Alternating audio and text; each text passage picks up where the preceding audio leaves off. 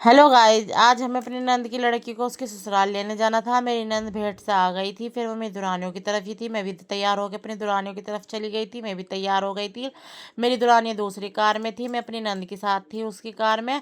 फिर हम उनके घर पहुँच गए थे और उनके घर पहले मेरी दुल्हनियाँ ही गई थी, मैं बाद में गई हमारी कार। फिर हम उनके घर पर पहुँच गए थे और वहाँ जाके हमने थोड़ा सी पानी पिया, सबने पानी पी के थोड़ी बातें बातें करने लग गए। फिर उन्होंने नाश्ते की तैयारी करी। पहले जेंट्स को नाश्ता कराया था और फिर लेडीज़ का भी नंबर आ गया था। फिर लेडीज़ को भी नाश्ता कराया, लेडीज़ भी नाश्ता कर रही थी। और फिर रागिब ने भी और खुशबू ने भी हमारे साथ ही नाश्ता करा था। ये रागिब है मेरी मेरी नंद का जवाई, हम इनके घर ही आए हुए हैं। फिर नाश्ता करके बातें बातें करने लग गए। मैंने सबकी वीडियो बना ली थी और फोटो खींच लिए थे।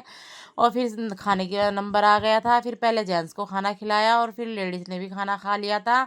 और खाना खा के हम बातें बातें करने लग गए। फिर जाने की तैयारी कर रहे थे। ये दोनों सिमरन बात कर रही थी और इधर जेंट्स बात कर रहे थे। फिर खुशबू भी तैयार हो गई थी, हम घर के लिए निकल गए।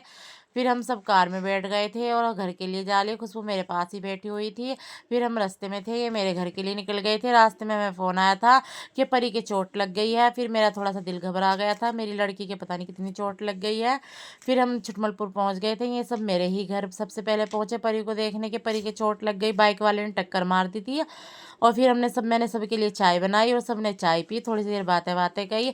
फिर उन्होंने तो टीवी, बच्चों ने टीवी चला रखा था, सब टीवी देखने लग गए। और फिर घर भी जाना था, रात बहुत हो गई थी। फिर मैं सब अपने घर के लिए निकल गए। आज के लिए इतना ही, बाय।